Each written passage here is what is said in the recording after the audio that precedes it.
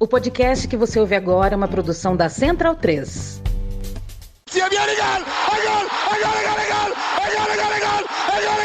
Parte Pino!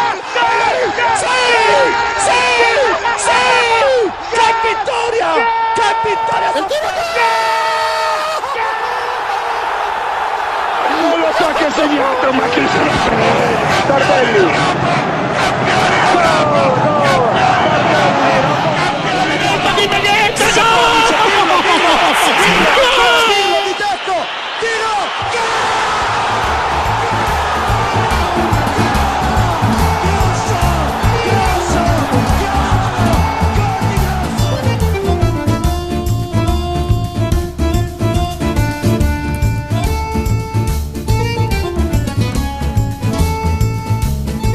Olá a todos, sejam muito bem-vindos à edição de número 9 da Cautiopédia, principalmente se você é um torcedor do Napoli, se você é um torcedor partenopeu, porque agora você pode finalmente soltar o grito de campeão.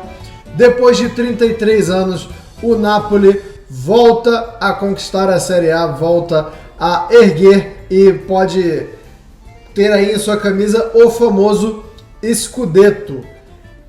A vitória não veio na verdade nos últimos dois jogos, né? O Napoli consegue ali um empate contra a Salernitana, consegue um outro empate contra a Udinese, mas é o suficiente para um time que passou o carro em muitos dos jogos dessa temporada.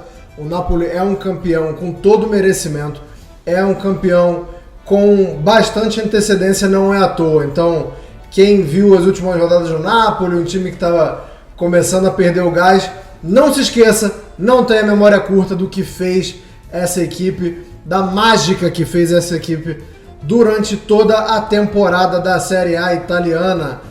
É claro que eu não estou sozinho para falar desse título do Napoli. Era para a gente ter gravado esse programa no domingo, né, Caio? Mas estamos gravando numa quinta-feira, não tirou muito do sabor, né, Caio? Não é um programa e não é um título menor por causa disso, né? Hoje eu tenho certeza que eu posso falar bom dia, boa tarde, boa noite pra você, né, cara? Olá a todos, realmente acabou esse negócio. Agora acabou o campeonato, acabou 33 anos de fila.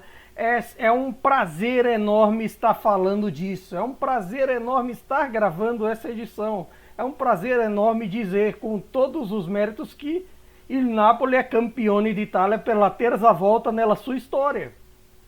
Talvez seja já menos que outros, sim, mas nesse aspecto são três suados, conquistados e amados. É um prazer enorme estar comemorando, estar falando sobre ele. Caio Bittencourt hoje cantando Siamo noi, il campione d'Italia, siamo noi. Eu vi o pessoal cantando isso no vestiário do Napoli, tenho certeza que Caio Bittencourt também estava cantarolando ou cantando a plenos pulmões em sua casa. Nelson Oliveira. Se vocês verem minha voz um pouco diferente, talvez seja um pouco disso. E olha que, veja só, minha voz é forte. Minha voz é forte e tem quem diga que pareça de cantores sertanejos por aí. Maldosos geral. Nelson Oliveira, como eu falei, era pra gente ter gravado isso no domingo, né? Eu tava prontinho aqui no domingo pra gravar, mas Paulo Souza tinha um plano, inclusive Paulo Souza, que quando acabar esse campeonato será internado numa clínica para adições, né? Numa clínica para reabilitação, porque o homem é viciado no empate, o homem não quer outra coisa da vida dele não ser um empate. Conseguiu afrear um pouco a festa do Napoli, mas não bastante, né, Nelson? Rapaz, o Boulaye tava num dia inspirado, né? E ainda teve, logo depois ainda fez uma tripleta, né? Mas é isso, a Salernitana a gente não vai falar sobre ela aqui, até porque é um desrespeito, né, com o Napoli, falar da rival no dia que o Napoli é campeão.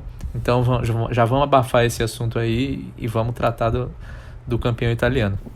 Qual o problema de falarem sobre eles? É o tempo em que eles têm à disposição, é o tempo que a Salernitana precisa aparecer, precisa comemorar, mas coitados, tinha gente até que tatuou o gol do Dias e nem 4 dias depois o sentido dele já não valeu. Quer dizer, valeu um certo sentido.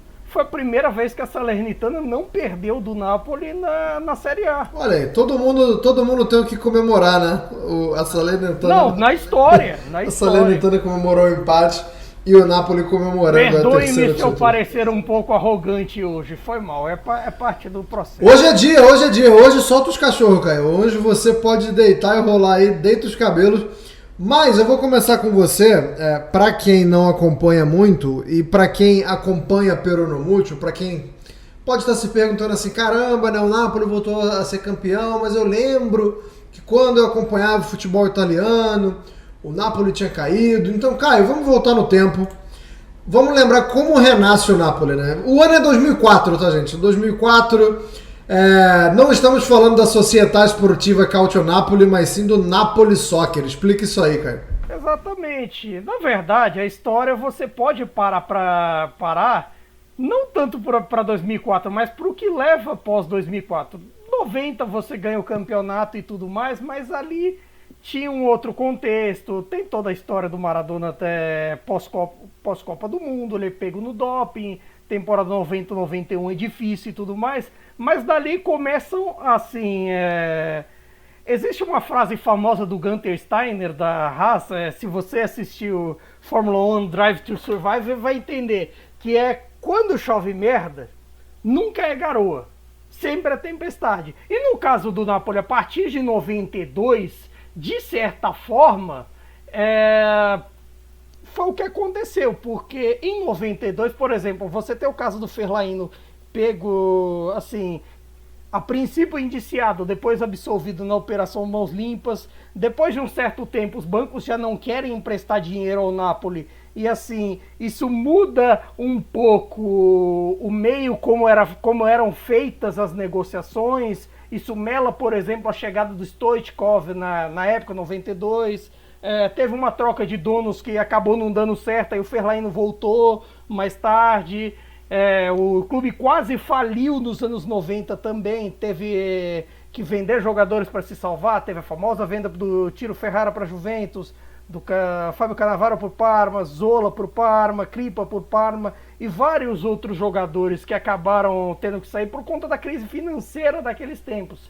Eram tempos muito difíceis e assim, isso acabou servindo para que o Fellaini voltasse em 95, o time caiu em 98, assim, aquela temporada caótica com o time em último, um dos piores da história,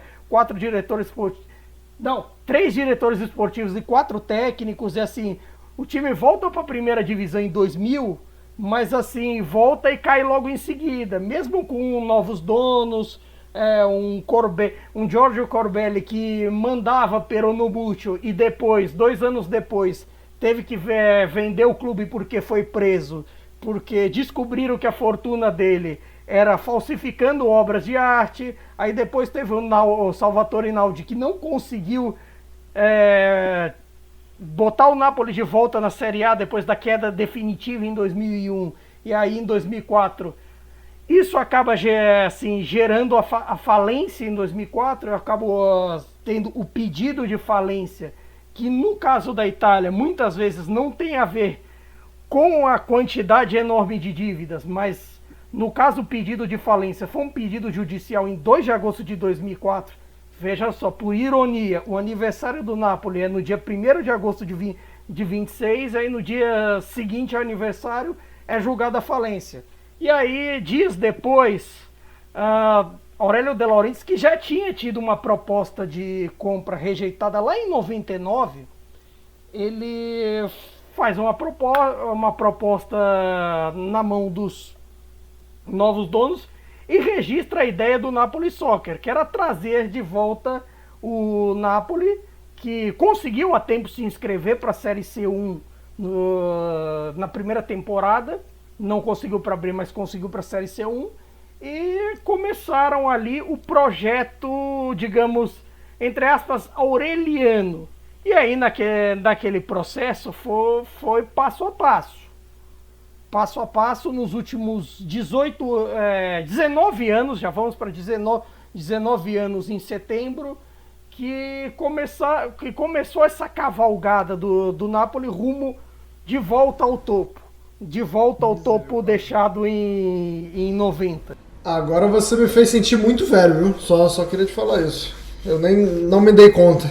Em setembro já vamos para 19 anos da história aureliana no Napoli. E olha que assim, precisaram de 2 temporadas para sair da C, porque teve a primeira temporada com derrota dramática pro Avellino nos playoffs, 5-6 na C, o time passeia, o time na primeira tentativa na Série B, curiosamente cruzando com o Genoa, cruzando com a Juventus naquela temporada na C, volta para a Série A e assim, de certa forma, vira um prêmio, porque é curioso que da maioria das temporadas que o Aurélio De Laurentiis esteve em Nápoles, só em 2 o Napoli não jogou Copa Europeia, que foi 7-8, a temporada da volta, e a temporada de 9-10, porque tinha ido mal na temporada de 2008-9 com Donadoni.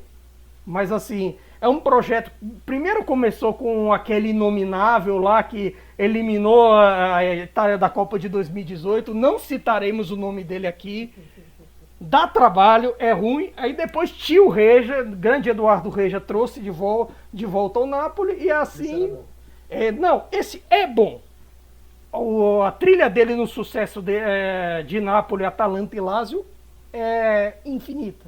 Mas aí depois disso veio o período do Donadoni e principalmente a Era Mazzarri.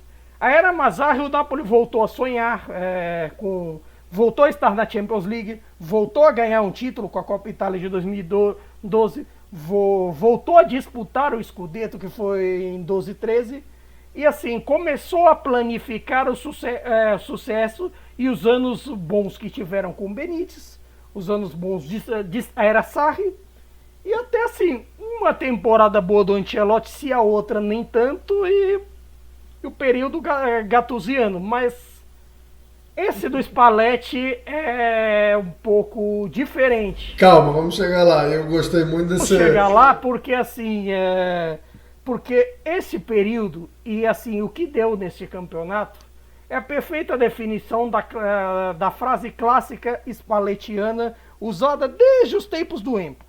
Homens fortes, destinos fortes. Homens fracos, destinos fracos. Pô, isso aqui é uma aula de história, de filosofia, mas é importante a gente conhecer o passado para a gente entender o presente.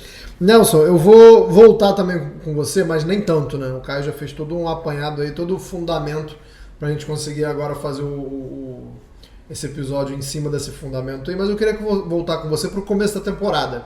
É um Napoli que tem um começo de temporada com uma ruptura. Algumas rupturas, né? Mas você tem a saída do Insigne, que era alguma coisa que nem muita gente imaginava, e embora não tenha sido uma saída tão repentina assim, né? A gente já via ali um desgaste, o Insigne já negociava há algum tempo para sair. Tem a saída do Koulibaly também, que é uma bandeira, né? Que é um queridaço assim, para a torcida do Napoli, é um jogador que eu tenho certeza que nenhum torcedor do Napoli gostaria que ele tivesse saído. Então, quando começa o campeonato, como que era o cenário? Assim, onde é que o Napoli estava? Não vou dizer nas casas de aposta, mas como é que o Napoli era enxergado? Qual era a briga que você imaginava que o Napoli ia travar diante de tantas mudanças? Eu e acho que quase todo mundo que acompanha o futebol italiano não imaginava que o Napoli iria ser campeão. Acho que nem a torcida também tinha essa impressão. Quando o guia da Calciopédia foi publicado, né, a gente publicou na semana anterior ao início do campeonato, o Napoli o Fabian Ruiz, por exemplo, ainda estava no elenco, né, não tinha sido negociado ainda com o PSG, e o Raspadori e o Simeone não tinham sido contratados ainda. Então ainda era um elenco que tinha suas lacunas, mas que já estava muito parecido com o que ficou, né? Até considerando que o Raspadori não jogou tanto, né? O Simeone até jogou mais, teve mais importância até do que o Raspadori na temporada. Mas era um elenco que acho que quase todo mundo imaginava que ia brigar e com muita dificuldade para tentar uma vaga entre os 4, né? Uma vaga na Champions League. O elenco da Inter, que ainda, na minha opinião, ainda é o melhor ao lado do elenco da Juventus, apesar dos problemas todos ofensivos que a Juventus tem, estavam na frente. O Milan era o campeão, e estava com um time muito ajeitado pelo Pioli, E tinha a Roma que com o Mourinho e com a chegada do Dybala estava bastante fortalecida. Então o Napoli vinha ali como uma quinta força, talvez até sexta, se você fosse considerar que o trabalho do Sarri estava em evolução, que você tinha uma Lazio com um elenco de jogadores que já estavam bem entrosados, né? Tipo, sei lá, o Milinkovic-Savic, o Luiz Alberto e o Immobile ali como pilares, né? E com reforços como o Romagnoli e o Zaccagni já ali mais se adaptando ao time. Então o Napoli vinha bem atrás. Acho que difícil até, tipo, obviamente, depois que conseguiu esses reforços que eu falei do Raspadori e do Simeone, ficou um pouco mais interessante ali ofensivamente.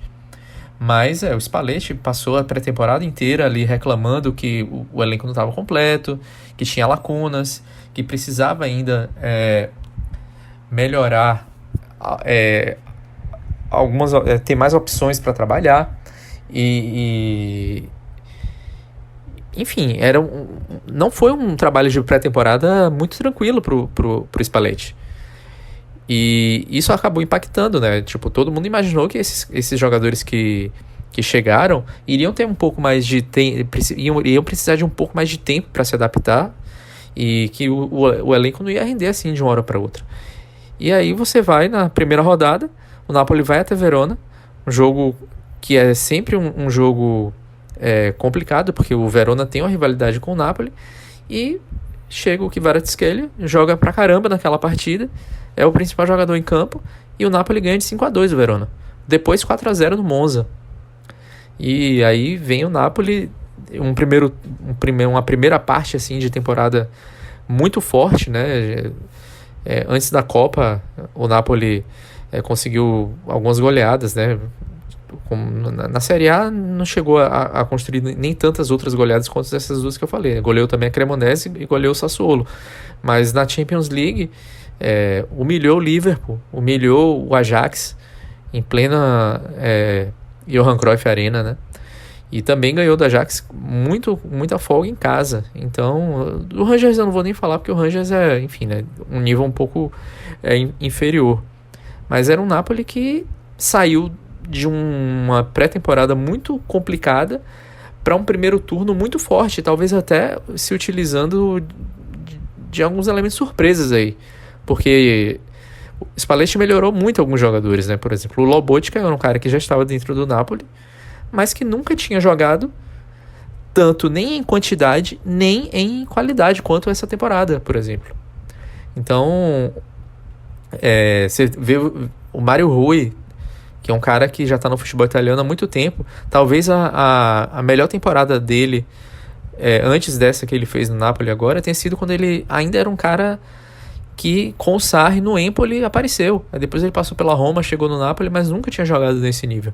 Então, é isso. Saiu de um time com muitas dificuldades, sem seus principais nomes, sem suas principais figuras.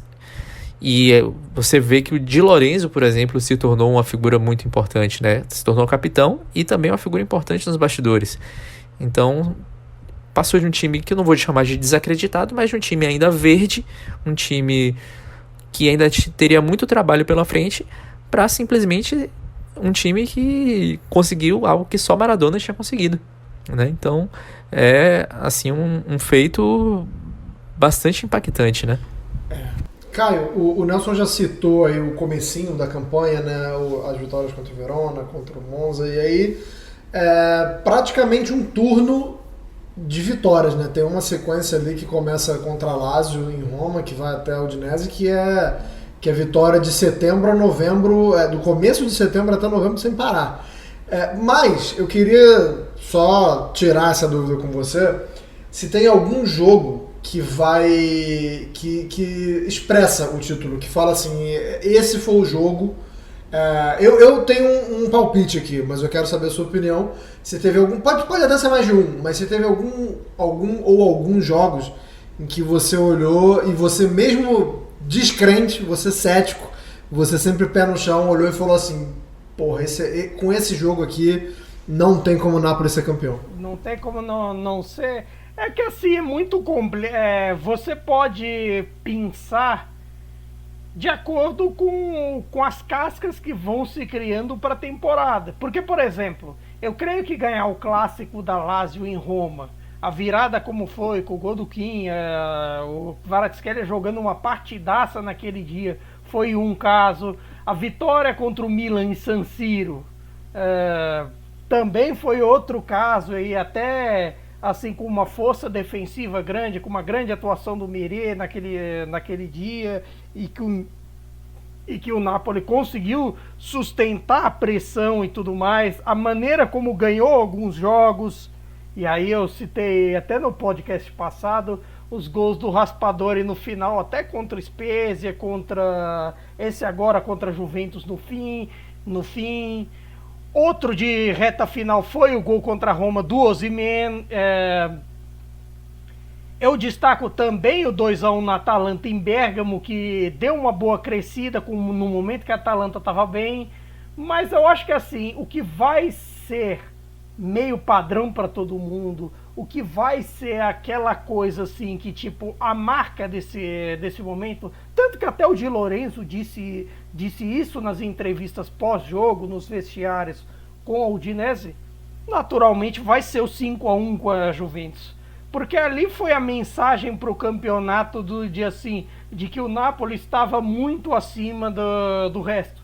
E repare que aquele 5-1 aconteceu antes da punição da Juventus, né? Esse negócio de pune, não pune, o que vai dar até o final do campeonato, aconteceu antes da punição, que seria de 15 pontos, agora nenhuma, não sabemos, mas assim, aconteceu ali quando a Juventus era vice-líder do campeonato e, de certa forma, acabou por mostrar a força justamente contra uma Juventus que, assim, que foi algoz na época do Sarri, que competiu na época do Ancelotti, e que de certa forma também foi corresponsável por alguns dramas paralelos, que foi aquela da classificação para a Champions de 21-22 na temporada de 20-21, que o Napoli deixa a classificação escapar.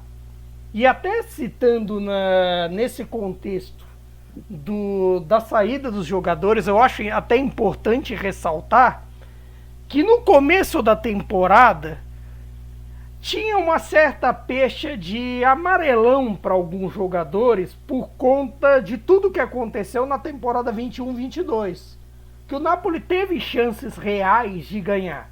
O Napoli chega a assumir a liderança, por exemplo, em fevereiro, depois que ganha aquele jogo nos acréscimos com o gol do Fábio Ruiz contra a Lazio.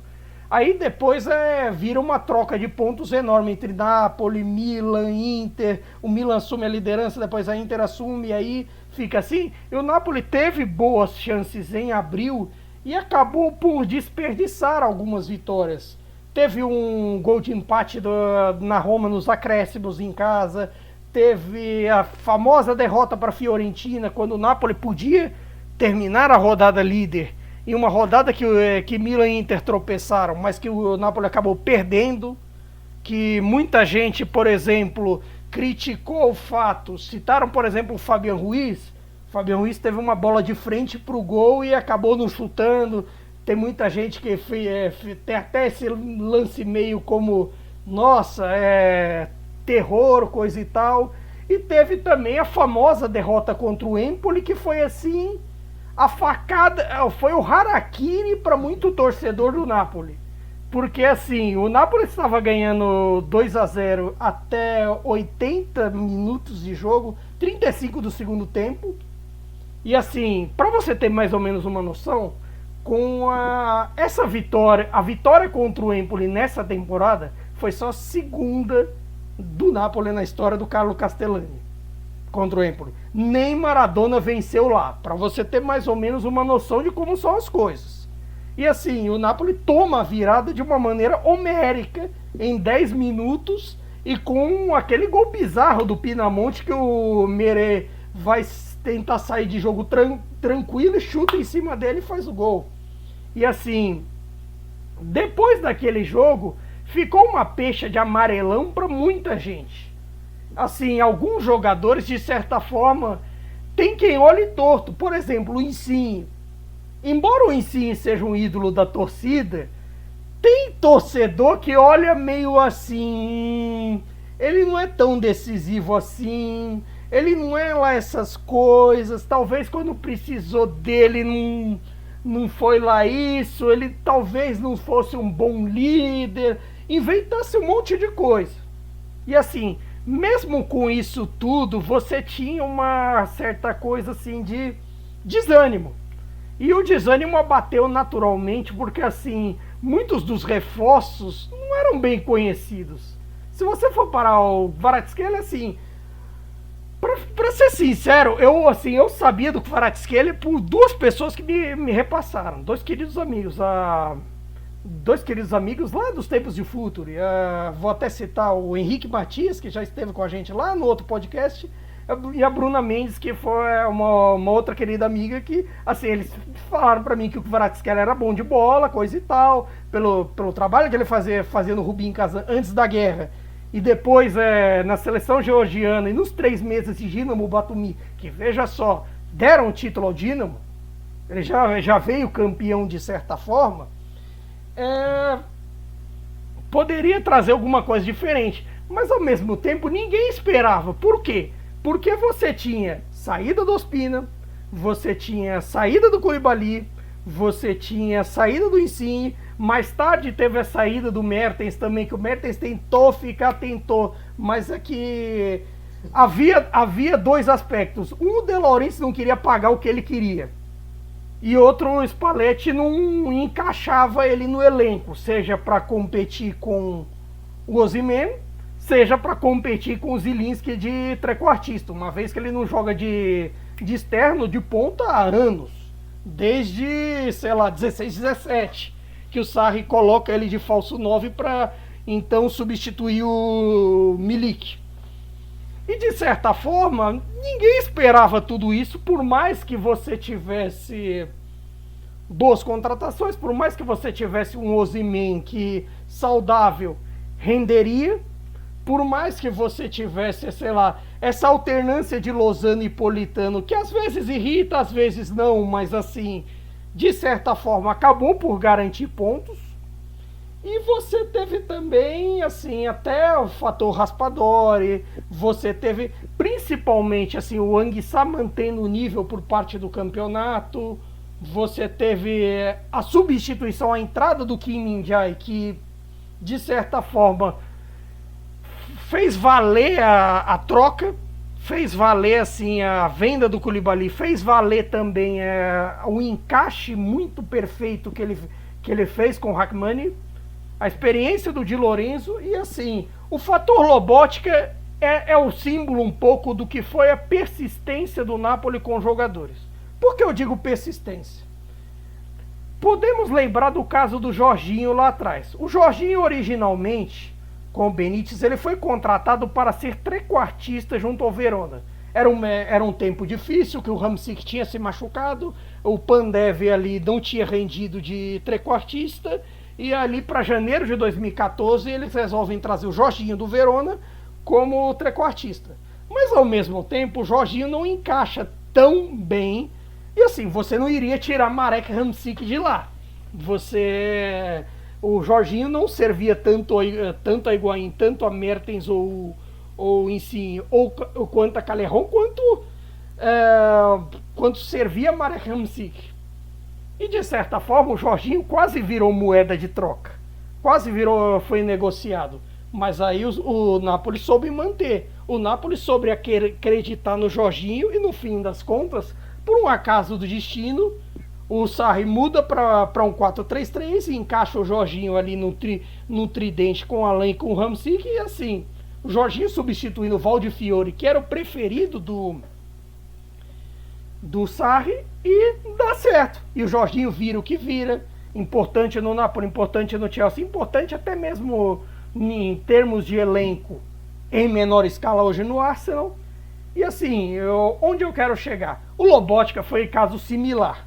O Lobotka chega meio patinho feio em janeiro de 2020, porque, de certa forma, um dos pecados que ajudou a acelerar o fim da era Ancelotti, além dos problemas do motim e de tudo aquilo mais, foi a ausência de registas. Desde que Jorginho e Diawara saíram, o Napoli não tinha alguém para fazer aquela função. Foram contratados o Deme e o Lobotka. E de certa forma, assim, a princípio, o Spalletti, tempos depois, até testou o Deme primeiro, mas aí o Deme se machuca, entra primeiro o Anguissa, e aí depois da saída do Fabian vira Anguissa e Lobotka. E assim, o Lobotka, nos tempos de Gattuso, ele era descartável, ele não entrava no jogo, tinha uma certa fama até que ele estava meio gordinho, que ele andava em Nápoles meio acima do peso, que não sei o que lá.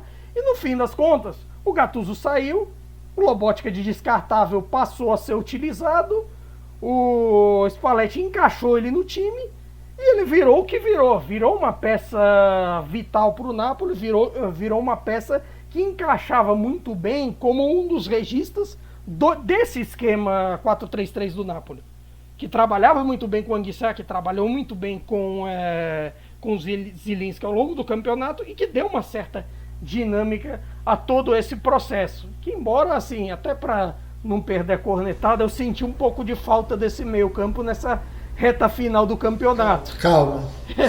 Calma, que hoje não é o dia. Hoje não é o dia. Não, sim, não. É para vocês perceberem que, assim, que embora eu esteja fora de si, ainda tem um pouco de mim, um pouco do Ranzins aqui dentro de mim. São dois Caios. Você tem o Anjinho e tem o Diabinho. Pera aí, calma aí. Hoje não, como diria Cláudio Machado. Hoje sim. Nelson, e eu queria que você falasse, é importante fazer essa pergunta porque a gente vive hoje uma era em que tudo se tenta desmerecer, por incrível que pareça, tem essa galera que eu já citei no começo do programa que vê o Napoli perdendo a força e perdendo um pouquinho de gás no final e já começa a falar besteira, mas botando numa equação assim, eu queria também que você falasse sobre como outras equipes não estiveram no seu melhor, né, nesse campeonato. Claramente a gente tem elencos aí que poderiam ter feito mais. E o quanto isso entra na conta desse título do Napoli, porque o Napoli jogou um absurdo durante muitas temporadas.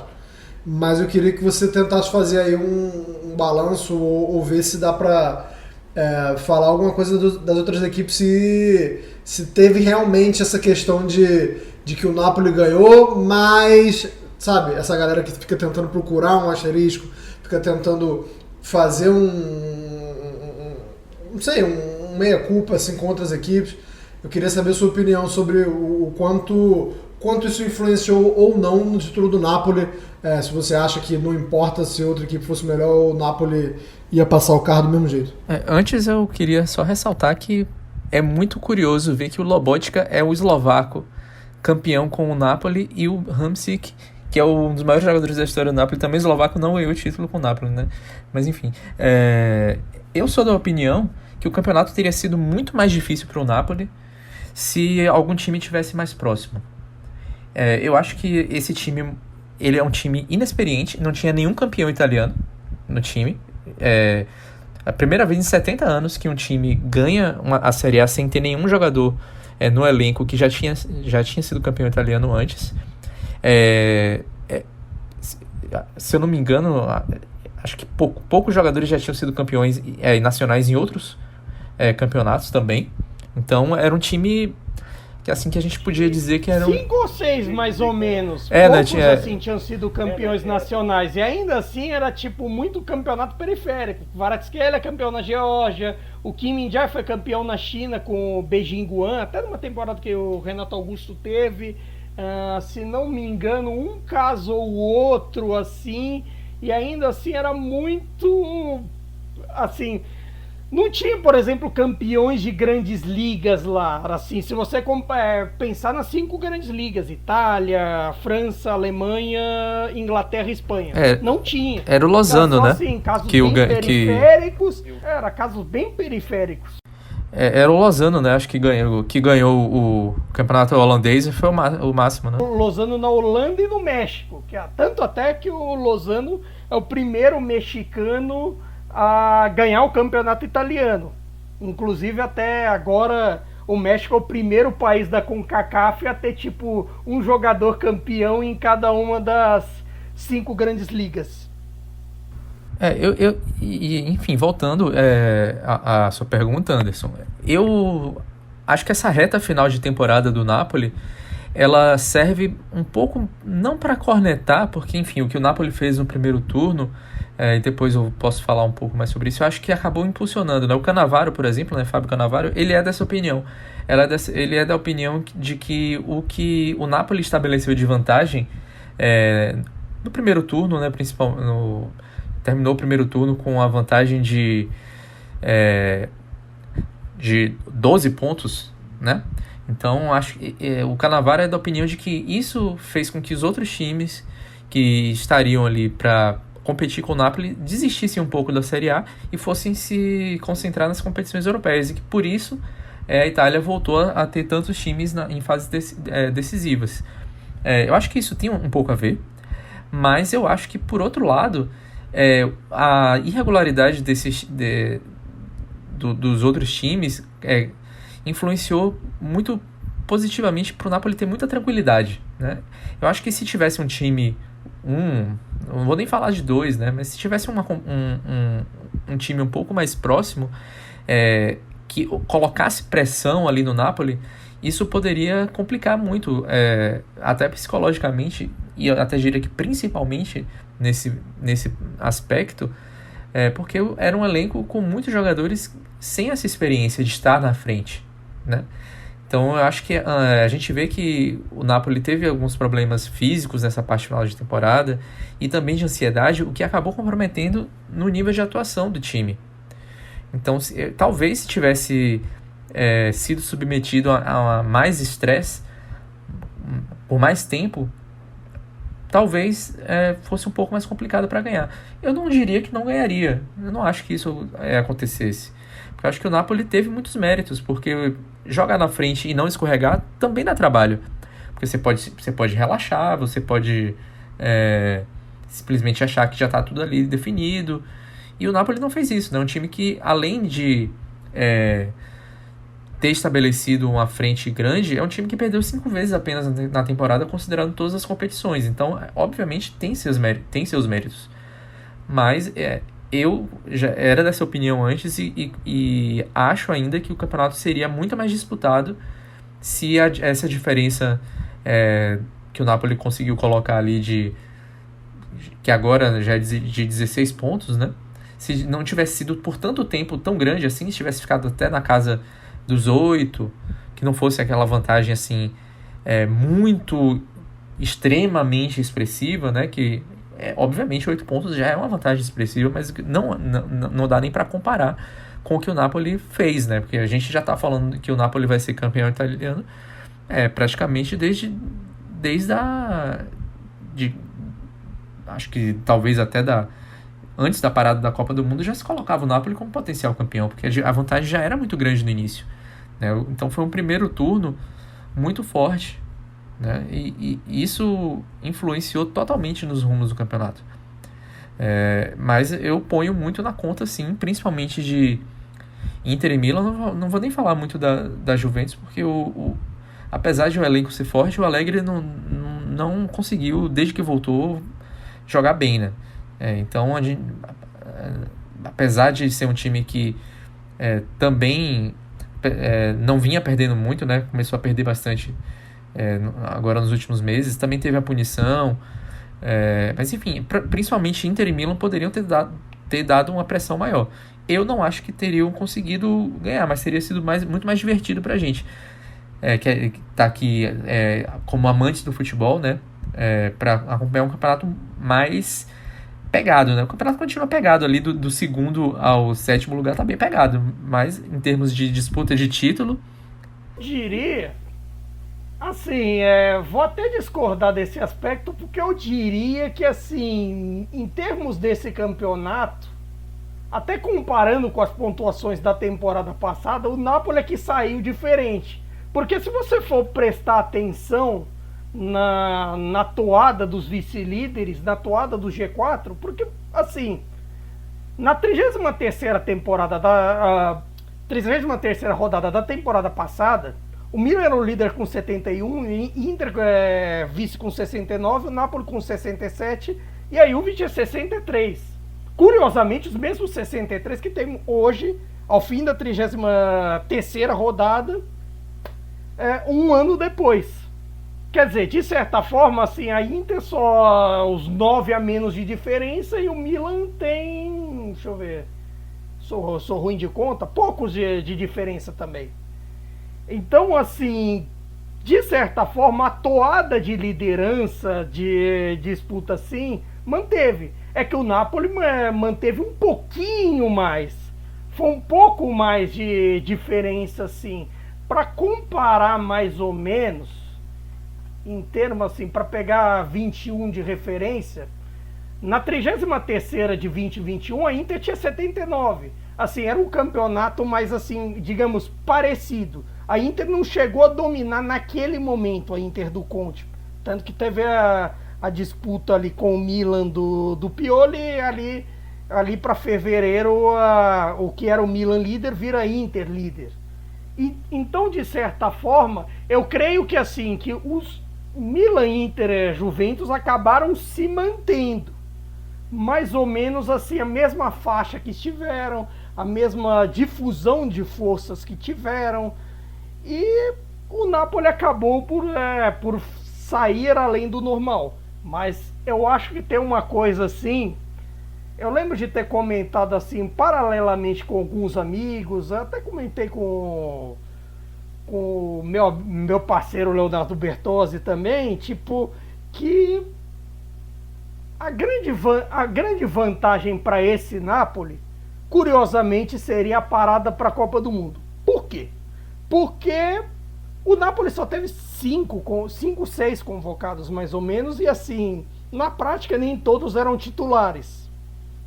E, de certa forma, se você for olhar a trajetória dos vice-campeonatos do Spalletti, todos aqueles problemas que ele teve no passado, tinha um ponto em comum. Sempre era por conta dos resultados de dezembro. Sempre as dificuldades aconteciam em dezembro, ou até mesmo nesses meses de abril e maio, porque nesse aspecto tem muito a ver com o físico.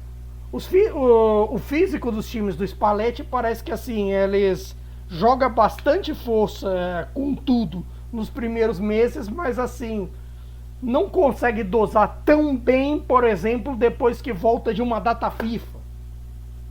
De certa forma, há uma certa dificuldade, tanto que até o Spalletti reclamou dessa última data FIFA por conta disso. E nesse aspecto, assim, se você lembrar de novo de 2021, o Napoli quebra a cara com muitas lesões, ali tinha até espectro de Covid, quando naquele mês de dezembro, por exemplo, perde para a Atalanta em casa, perde pro Empoli em casa e perde de uma forma bizarra pro Spezia em casa, em que o time literalmente não toma chute a gol, perde por um gol contra do Juan Jesus.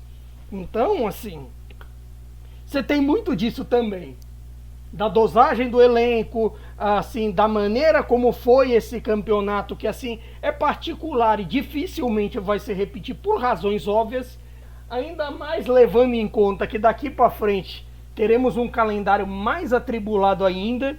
23, 24 será o, sei lá, it's the end of the world as we knew it. Então eu acho que a questão de pontuação, de fato, são fatos, né? Você trouxe, mas de performance, Inter, Milan e a Juventus nem tanto, mas Inter e Milan, uma performance muito diferente, apesar de ter a pontuação parecida, né? Você vê aí uma Inter tá no G4 com 11 derrotas.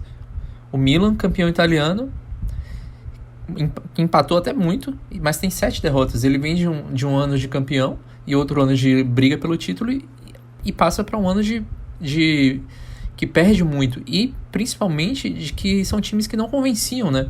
Eu acho que isso, em termos de anímicos, facilitou muito a vida do Napoli, porque o Napoli, durante muito tempo, era considerado o único time que estava jogando bola, né? Na Itália. Eu acho que isso também fez muita diferença. Mas aí, eu realmente não acho que o resultado ia ser diferente, não. Eu acho que o Napoli ganharia o campeonato, mas talvez tivesse mais dificuldade. Eu só ponho nesses termos. Eu acho que o Napoli, de fato, foi o único time confiável. Porque você via Inter, Milan e Juventus, que seriam, de fato, as potenciais, né, concorrentes ali, rendendo muito menos do que podiam. A Roma, não vou nem dizer que rendia muito menos do que podia, mas que era uma com Dybala, ainda na verdade, uma com Dybala, o Abraham jogando menos do que jogou na última temporada, mas não era um time que de fato se colocaria como pretendente ao título. Caso desse tudo certo e tal, poderia chegar, mas a torcida não se colocava como uma, de fato, pretendente, né? Eu acho que são esses aspectos só que acabaram dando uma força para o Napoli. Só isso. Mas, de fato, não acho que fosse ter um desfecho muito diferente. Eu vou fazer uma pergunta agora sobre a grande paixão, não só da torcida do Napoli, mas de quem acompanhou o campeonato, que é uma dupla, né? É a dupla Kvaratskhelia e Osimhen. Eu quero que vocês dois falem sobre essa dupla, começando você, Nelson, mas da seguinte forma, falando sobre as atuações, evidentemente, da importância deles, mas eu acho muito carisma, cara, dupla de jogadores assim. Eu acho muito lúdico, eu me encanto, assim, eu fico meio cadelinha mesmo, assim, quando eu vejo uma dupla. Eu já me desarmo. Acho que é uma instituição do futebol, né? Essa dupla. Não necessariamente aquela dupla clássica que você tinha antigamente, né? Do camisa 9 e daquele segundo atacante. Mas eu gosto muito dessa combinação tal de dois jogadores que se entendem muito bem. Queria que vocês falassem também, até porque Napoli teve uma grande dupla, né? E eu acho que não pode, a gente nunca pode comparar as duplas, porque uma dupla tem o Maradona e só por isso já acabou, né? O assunto, a discussão já acaba. Uma dupla tinha o Maradona, ponto. Mas eu queria que vocês falassem assim, se vocês também têm essa coisa meio romântica que nem eu, ou se eu sou bobo mesmo. Mas queria que você começasse, Nelson, falando de Kvaratskhelia e Osimhen. Vou aqui parafrasear o nosso querido Roman Roy, né? Não sei se vocês que estão aí nos ouvindo assistem Succession, mas enfim, até falei errado, né? Succession, mas enfim. Enfim, em determinado ponto da temporada ele fala que 2 é sexo, 3 é uma suruba com um monte de hippies, que ele não é hippie não. Mas enfim, mais ou menos isso, né? Tipo, a dupla pra você, né, Anderson? Um bromance você curte, mas 3 aí também talvez já seja demais, né? Enfim, é importantíssima, né, a dupla Osimhen e Kvaratskhelia, né? Se você for olhar a lista de artilheiros do campeonato, o Napoli é o único que ali, entre os maiores artilheiros, 5 maiores artilheiros, tem 2 nomes, né? O Osimhen, que é o artilheiro do campeonato, e o Kvaratskhelia, que tem 12 gols, né? 10 a menos do que o Osimhen. E muita gente fala que o Kvaratskhelia foi o melhor jogador do campeonato. Eu tenho uma certa discordância em relação a isso. Apesar de o Kvara ter ganhado, né, 3 vezes o prêmio de melhor jogador do mês, né? Eu acho que o Osimhen foi o mais importante, na minha opinião. O Kvaratskhelia foi a surpresa, né? Assim, o cara que chegou lá mostrando que podia jogar em qualquer lugar. Tanto faz se ele estava jogando no Campeonato Russo e depois veio da Geórgia e pouca gente conhecia, que ele ia jogar onde... Enfim, o talento dele era o suficiente. Mas eu vejo o Osimhen como um ponto assim fora da curva na temporada do Napoli, né? Resolvendo muitos jogos. até com mais peso do que o Kvaratskhelia, mas obviamente, né, um meio que não existe sem o outro, né? Tem uma simbiose muito grande ali entre os dois e são com certeza os dois maiores responsáveis pelo título do Napoli. E o Spalletti, aí que se a gente fosse sair da dupla e ir pro trio, o Spalletti que potencializou o restante do elenco, né? Bom, nesse aspecto é até difícil pensar como dupla, porque eu creio que assim, que a grande jogada desse Napoli foi o time como coletivo. Foi a maneira como principalmente os titularíssimos, embora você possa pensar num papel diverso que Lozano e Politano tiveram, que Raspadori teve, que até Elmas e Simeone tiveram, e até Ndombele pode dizer que teve esse papel. No final até faço um agradecimento coletivo, prometo. Vai tomar uns 5 minutos, mas tudo bem. Mas de certa forma que Kvaratskhelia e Osimhen foi assim o complemento que o Osimhen precisava. Não que o Insigne, por exemplo, antes não pudesse fazer isso. Ele podia e fazia. Mas aqui de certa forma a química funcionou de maneira mais rápida. Também é verdade pelas virtudes do Kvaratskhelia, no drible, na troca de passes rápida, no desmarque de espaços, que é uma coisa que o Osimhen adora, numa coisa que o Osimhen funciona muito bem desde sempre. E de certa forma isso fazia com que os ataques fossem rápidos e que o time chegasse muito rápido ao gol adversário. Por isso sempre se criava esse tipo de jogadas. Claro, isso no primeiro turno funcionou muito bem, com o Zielinski muito bem. No segundo, talvez o Zielinski não acompanhou tanto, mas aí você teve a presença dos outros pontas na direita, você teve outros jogadores aparecendo nesse processo também.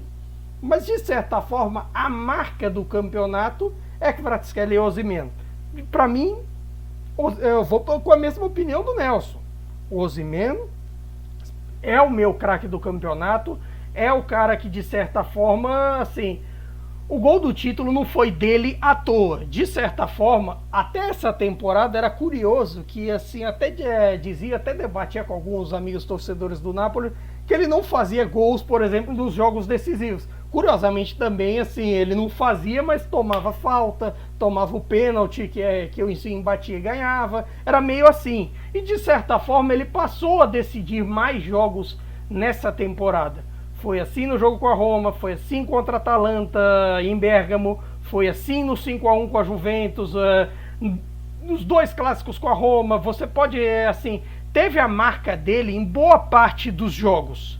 E ele, que em dezembro prometeu, disse que o gol mais bonito dele seria o que ele fizesse do título do Scudetto, ele foi e cumpriu.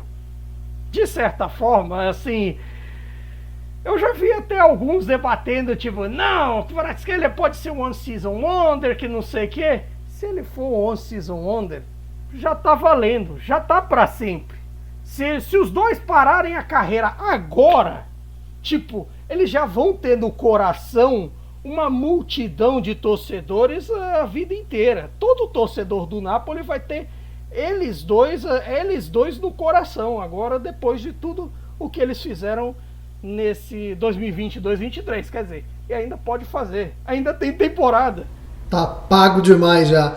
E já que vocês citaram o Spalletti, eu queria que vocês falassem sobre o peso desse título na carreira de um cara que a gente que eu falo que acompanha mais o futebol italiano, que conhece um pouco mais de carreira, achava que ele tinha um teto, né? Chegou um certo momento da carreira do Spalletti que se convencionou que ele era um cara importante para times que precisavam de um primeiro choque, né? Ele é muito bom realmente nisso. Vai ser eternamente conhecido como o cara que barrou o Totti na Roma, por exemplo. É um cara que não tem problema em comprar briga se ele achar que aquilo é o certo a se fazer. Mas a gente via muito o Spalletti como esse cara e um cara que ia te entregar uma vaga na Liga dos Campeões com quase 100% de certeza, né? Mas parava por aí.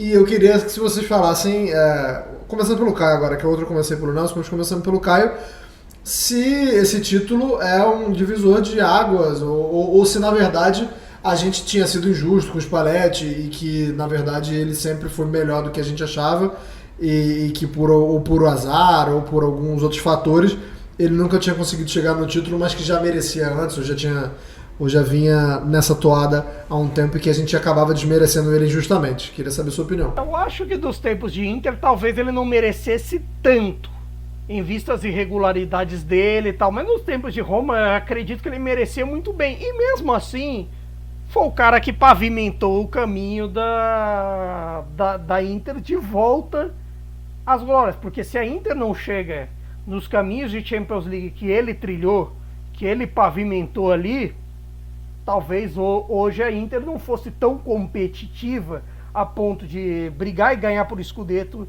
de estar em finais de Copas, de estar em semifinal de Liga dos Campeões, porque de certa forma foi um processo. Não se construiu do dia para a noite, embora se tivéssemos o trabalho do Conte e esse trabalho, essas loucuras de meu Deus de Simone Inzaghi. Mas assim, nesse aspecto é curioso que você cita a briga comprada com o Totti, basicamente ele comprou com uma também, que foi o fator Mertens. O fator Mertens foi uma comprada de briga. Tudo bem, nesse aspecto, você pode dizer que teve o apoio, por exemplo, do De Laurentiis. De Laurentiis, de certa forma, meio que comprou algumas situações para ele. Mas, de certa forma, também, ao mesmo tempo, ele ficou uma coisa assim, até meio comprar briga com a torcida em alguns aspectos. Por exemplo, a questão do goleiro jogar com o pé. Tem muita gente que, assim, quando vê a bola pegar no pé do Merê, tem pavor. Porque, assim, eu até brinco que traz memórias de guerra por causa daquele lance com o Empoli, de alguns outros problemas, porque o Merê não é um goleiro, assim, que você pense que é um goleiro muito bom com os pés, como foi o Reina no passado com o Sarri, e como virou o Ospina a partir primeiro do trabalho do Gattuso, depois com o Spalletti. Essa foi uma briga que o Spalletti comprou sozinho. O Spalletti comprou essa briga para defender o Merê, de certa forma, lá atrás. O Merê com uma pré-temporada que ele falhou bastante, que ele teve muitos problemas, ele conseguiu bancar o Merê até quando chega um veterano junto, que era o Sirigu, que a princípio jogou os 6 primeiros meses no Napoli, tem sua participação, é também um campeão italiano, mas agora está na Fiorentina e de certa forma é outra pegada, é outro sistema, é outra situação que ele aguentou. O Spalletti tem essa coisa do midiático, o Spalletti tem essa coisa de comprar briga quando necessário, de dar um choque, de certa forma, ele merecia estar nesse lugar que chegou.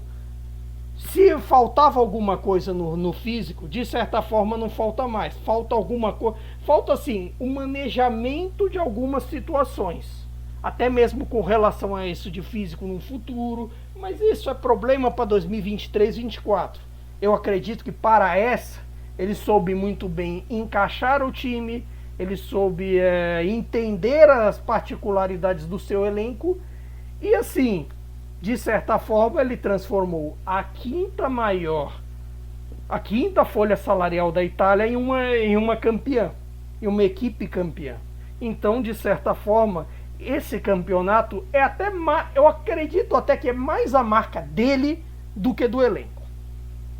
E aliás, sobre essa questão, até para pincelar sobre essa questão da quinta folha salarial, para mim até esse campeonato é uma vitória pessoal de Aurélio De Laurentiis também, porque de certa forma ele ganhou com as ideias dele, com as ideias de trazer jogadores em ascensão, dele e de Cristiano Giuntoli, diretor esportivo, de trazer jogadores em certa ascensão, de não ligar tanto para estrelas, de não assim fazer contratações midiáticas como a torcida pede, como a torcida do Napoli vive pedindo isso. e vai pedir no próximo mercado também, porque se não trouxer um midiático, ela vai achar que não vai dar para competir, porque é assim. Torcidas grandes na Itália são assim, no mundo inteiro são assim, na Itália a do Napoli mais ainda. Mas de certa forma foi a vitória de quem ganhou e levou, a dupla De Laurentiis e Giuntoli, porque assim, eles tomaram como pessoal o fato do Napoli com uma maior folha salarial com o Milan ter perdido para o Milan em 21-22, e agora assim, conseguiram fazer com que a quinta maior folha salarial ganhasse e que um dos craques do campeonato, que é o Kvaratskhelia, só recebesse mais que, sei lá, que o Marfella e o Daziak, o terceiro e o quarto goleiro. Sobre o De Laurentiis, né, tem uma coisa interessante, que quando o Napoli vendeu o Cavani, né, pro PSG, a torcida reclamou muito e ele foi enfim, né, no retiro de pré-temporada e falou na cara da torcida: sou eu o seu Cavani. Não, essa não foi de quando vendeu o Cavani. Essa foi já um pouco mais à frente, 2018, assim, quando o Ancelotti chega no retiro de pré-temporada em Trentino, se não me engano, a torcida estava pedindo... A torcida queria o Cavani de volta, né? Por alguns jogadores, assim, veteranos. Na época você chegou a falar do Benzema, do Di Maria. O De Laurentiis chegou a dizer a doideira que o Benzema e o Di Maria eram velhos. E assim, até, sei lá, pouco tempo atrás, até o Osimhen fazer assim, virar como virou, toda janela era: vamos trazer o Cavani de volta, que não sei o que lá. E agora o Cavani tá sofrendo no Valência, coitado. E assim, vão trazer. E aí ele mandou essa do Sono il vostro Cavani. Eu até me confundi até, mas no final das contas acabou porque o projeto dele deu certo, né? Não naquela temporada, mas depois.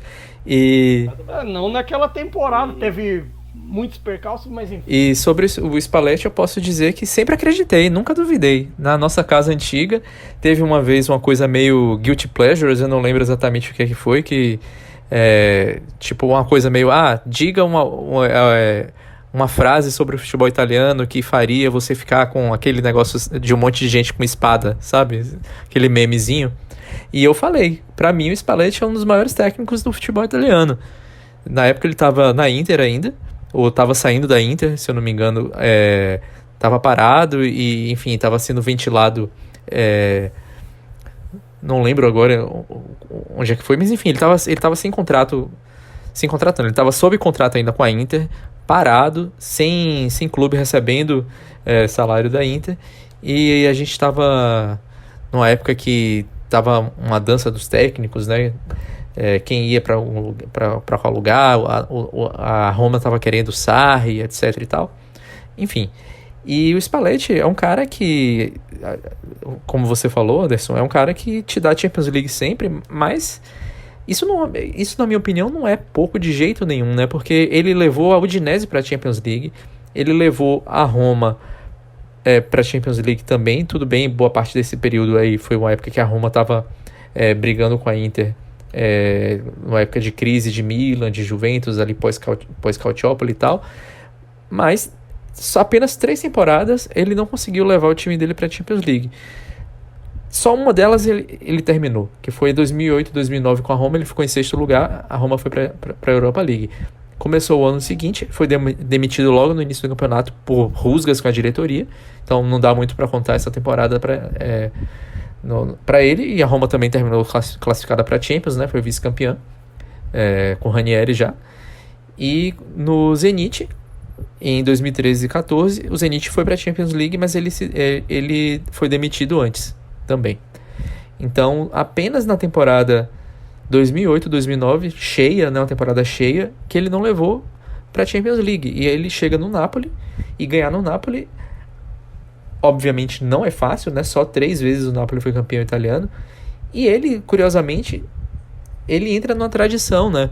Que o Napoli, todos os seus técnicos que venceram o Scudetto nunca tinham ganhado o título antes, né? O Ottavio Bianchi também não é um cara que está assim no hall dos maiores técnicos do futebol italiano, não é considerado, e ganhou o primeiro título com o Napoli. E o Albertino Bigon, que também o segundo Scudetto, ele praticamente não teve nenhum outro trabalho relevante na carreira. Foi o título com o Napoli e meio que ponto final. O Spalletti, apesar de também ter vencido o primeiro Scudetto agora, com 64 anos, né, é o cara mais velho a ganhar um Scudetto, passou o Sarri, e também o mais velho a ganhar o primeiro Scudetto, também passando o Sarri. Então, ele, pro futebol italiano de maneira geral, ele é maior do que o Bianchi, é maior do que o Bigon também.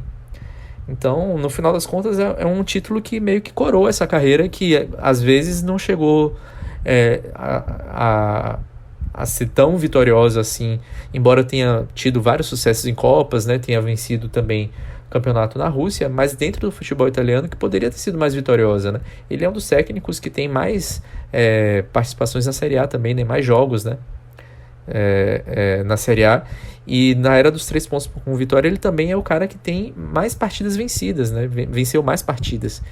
Então faltava um pouco mais de reconhecimento porque faltava esse título, e agora acho que ele pode meio que, não vou dizer que se aposentar, porque ele tem uma carreira ainda pela frente, mas pode se aposentar com um pouco mais de respeito, né? De reconhecimento. Tem que respeitar o Caracone. Eu vou partir agora para o final, mas eu sei e respeitarei que Caio Bittencourt tenha um momento freestyle aí no final para ele falar o que ele quiser, para se despedir, para, não sei, responder críticas a quem tenha criticado o Napoli, a quem tenha duvidado, a quem tenha diminuído o Napoli, para agradecer quem ele quiser agradecer, mandar um beijo para Xuxa, para Sasha, para meu pai, para minha mãe. Eu vou começar o final pelo Nelson então, porque eu sei que o Caio certamente tem mais o que falar, mas é isso, né, Nelson? Um título merecido, a gente bateu aqui em tudo que tinha que bater já sobre esse Napoli. É um título muito aguardado e merecido, né? A noite é uma criança, né, em Nápoles, né? Quem já foi lá, eu tenho até ex-familiares, né? Tipo, ex-marido da minha prima é napolitano, mora lá. Conheço mais ou menos aquela região ali. E deve estar uma loucura, né? Assim, muito merecido. É um povo que sofre bastante, né? Muito preconceito dentro da Itália, e que sempre é uma resposta, né? O título do Napoli acaba sempre sendo uma resposta contra a arrogância, né? Contra quem não respeita as diferenças, contra até quem não respeita a alegria. Tem gente que não gosta da alegria do napolitano dentro da Itália. O napolitano é folgado, porque não pode ser alegre, não pode querer mostrar algo diferente do que dentro da Itália nortista seria a norma. Enfim, sempre é uma resposta que é saborosa, né? É isso aí. Bom dia, boa tarde, boa noite e até a próxima. Valeu, Nelson. Caio, agora dá teu show. Beleza, é o seguinte, é hora de fazer agradecimentos a quem fez tudo isso possível. Aos torcedores que apoiaram comigo e com todos, assim, na Itália, no Brasil, no mundo, em qualquer lugar, que estiveram apoiando por 33 anos de sofrimento, de alguns momentos bons, outros ruins, outros momentos de alegria, mas que estiveram lá, que estiveram juntos. Muito obrigado. Alex Meret, muito obrigado pelas defesas ao longo do campeonato, e até obrigado a Sirigu por ter Sirigu, Mafella e Daziak por terem trabalhado com ele, por terem ajudado nesse processo de amadurecimento mental do Meret e todo esse processo. Golini também, muito obrigado até por conta da partida que fez contra a Atalanta, de boa qualidade, e que se mostrou um reserva à primeira vista confiável. Aos defensores, muito obrigado a Di Lorenzo, ao capitão Di Lorenzo, que assim dispensa apresentações, a tudo que fez de positivo no ataque e na defesa. Muito obrigado a Kim Min-jae e seu espírito guerreiro, seu espírito de roubada de bola, de bons posicionamentos.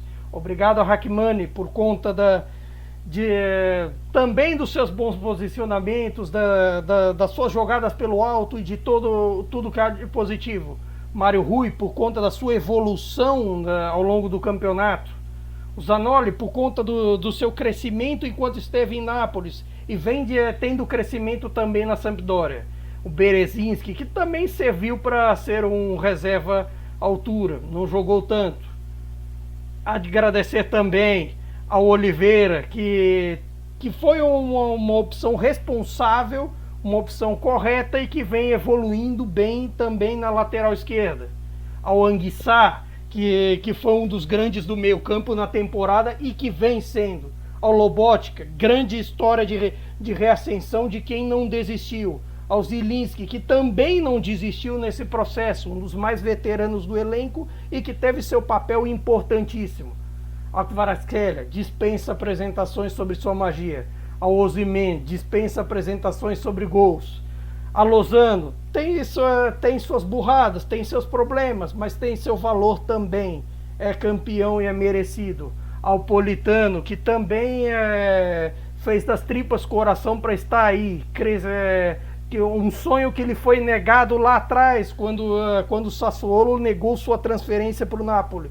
E que agora acontece também. Ao Raspadori, que logo na primeira temporada traz a sua experiência de campeão de Euro e colabora com o título. Ao Demi, ao homem que lá atrás, embora não tenha jogado tanto, foi um homem que largou o Leipzig, líder do campeonato naquele momento, para um Napoli em crise porque queria jogar no Napoli. Ao Juan Jesus, pela experiência que trouxe ao Napoli e por ser confiável nas horas decisivas. Ao Ostigar, que tem tido uma boa ascensão ao longo da temporada. Aos jovens, ao Zedadica, ao Gaetano, ao Zerbin, que quando entraram corresponderam. Muito obrigado. A Cholito Simeone, que foi um carrasco do passado, que muita gente lembra dos 3 gols dele contra o Napoli em 2018. Muito obrigado. E a todos vocês, muito obrigado, principalmente a Luciano Spalletti. Homens fortes, destinos fortes. Homens fracos, destinos fracos. Vou cornetar vocês? Vou. Mas todos vocês, até mesmo em Ndombele, que foi motivo de crítica, mas também tem seu valor pelo crescimento como meio-campista, pela força defensiva e até mesmo como bom papel na troca de passes, tem o seu valor. Se eu esqueci de alguém, talvez ele que venha me contestar. Mas nesse aspecto, fora isso, também a polivalência do Elmas, que vale dizer que teve seu papel tanto no meio quanto na ponta. E tiveram todos os seus valores, mas principalmente a Luciano Spalletti. Homens fortes, destinos fortes. Homens fracos, destinos fracos. Irei cornetar todos vocês? É claro. Mas todos vocês agora ganham espaço no meu coração e no coração de toda a torcida do Napoli por encerrar uma incômoda fila. Agora todos vocês estão no panteão dos campeões de Itália. Para sempre. Ninguém mais tira. E muito obrigado a todos que escutaram a gente até aqui também. Muito obrigado a Central 3. Voltamos ainda, hein? O campeonato já tem dono, mas não acabou. Temos ainda italianos aí a dar com pau na Europa. Então essa não é uma despedida dessa temporada. Muito pelo contrário, a gente volta daqui a pouco para falar ainda, como o Nelson falou durante o programa, muita briga pelas posições ali, pelas vagas europeias. Ali no rebaixamento não tem tanta briga assim não, mas tem. Se olhar direitinho, agora tem. O rebaixamento tem Spezia e Verona iguais. E atenção, vale de olho, eu até brincava com o It ain't over till it's over, agora mais ainda. E tem uma coisa que pode complicar. Por exemplo, Spezia e Verona, agora, até o fim dessa gravação, estão empatados em pontos. Se empatar em pontos esse ano, não tem critério de desempate não, meu amigo. É jogo extra. É a Série A do jeito que a gente gosta. Parejo nesse ano, então não adianta saldo, não adianta vitória. Como diria um amigo meu, é a hora que o frango cisca pra frente, meu irmão. Se tiver 2 times empatados na Série A italiana, a gente vai falar sobre muito do que vai acontecer. Tem muita coisa ainda pra rolar. E a gente volta em 2 semanas. Arrivederci e tchau.